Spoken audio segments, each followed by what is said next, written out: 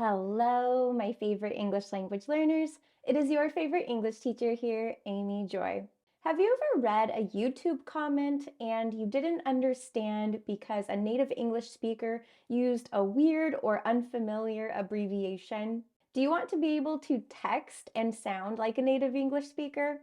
Well, in this video, I'm going to share with you a texting conversation between two native speakers and show you all of the abbreviations, slang, and even emojis that native English speakers use in texting and on the internet. So by the end of this video, even you can sound like a native English speaker while texting and on the internet. So I want you to read this texting conversation between two work besties or two friends from work and try and guess the meanings of the abbreviations used. Then I'll go over their meanings. Let's take a look.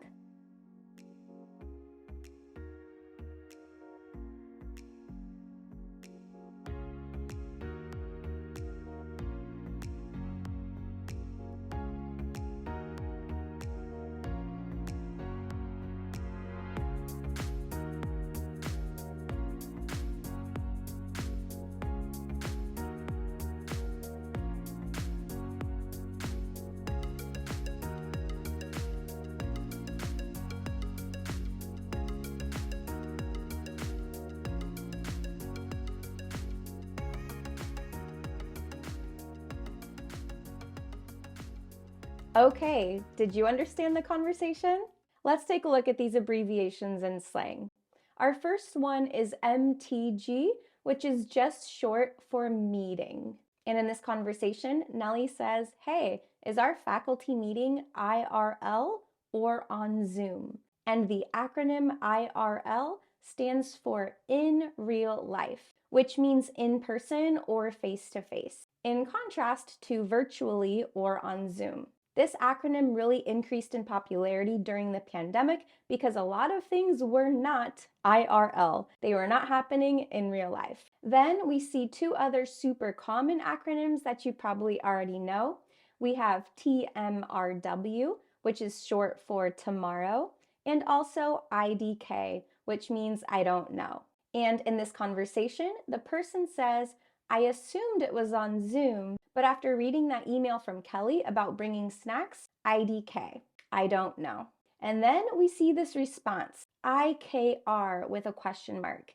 And this means I know, right? And we say this phrase to express agreement. This is actually a tag question, and the intonation goes up at the end, which is why there's also a question mark. I know, right? I'm agreeing with you that it was kind of confusing.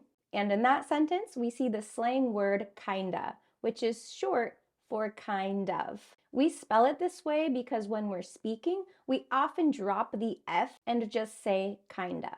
So in this expression, we are spelling the word how we pronounce it. So based on this conversation, we know that Kelly sent a confusing email to all the faculty members. And in response to this, the person says SMH, or shaking my head. And this body language expresses disappointment or being annoyed. So in this case, we are disappointed and kind of annoyed that Kelly sent a confusing email. And then we see the acronym NGL, which means not gonna lie.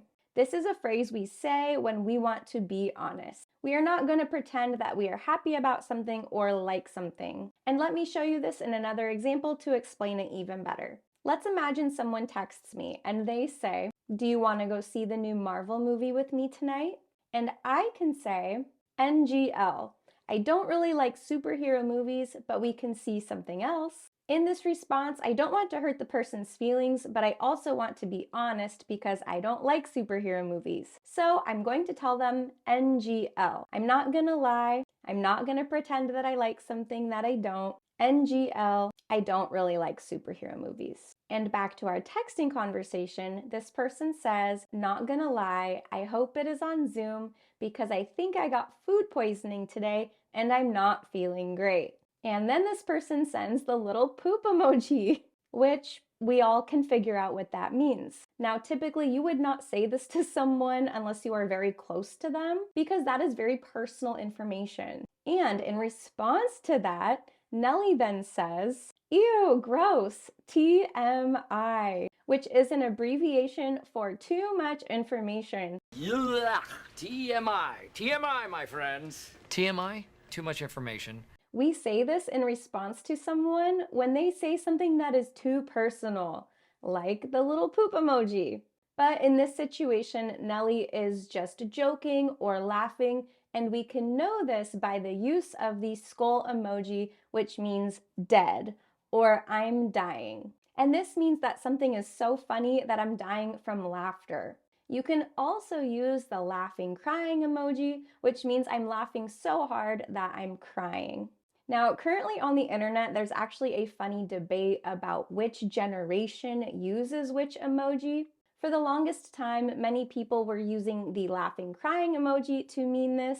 So a lot of millennials, like people my age and older, have always used the laughing crying emoji, and now Gen Z has chosen a new emoji to express this idea. So if you want to sound more trendy and young and hip, then go ahead and use the skull to mean I'm dead. But you can use either one and native speakers will understand you. Now, to end the first part of this conversation, we see Nellie say this. Can you email Kelly and LMK what she says? This means let me know. And this phrase just means tell me the information when you know, keep me updated, or keep me posted. We use this abbreviation all the time, so this is an especially useful one to know. Now, this conversation is not over, so let's take a look at the second half. And again, I want you to read the conversation, try and guess the abbreviations, and then we will go ahead and check together. But before we do that, if you have learned something new from this video, make sure you like it and subscribe to my channel so you can keep improving your English with me.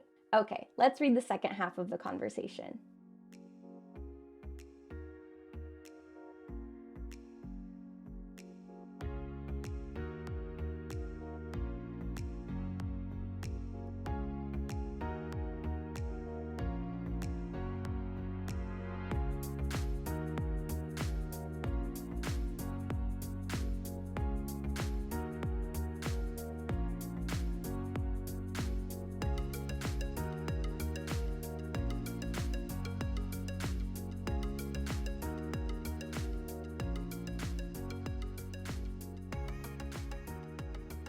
Okay, were you able to understand that?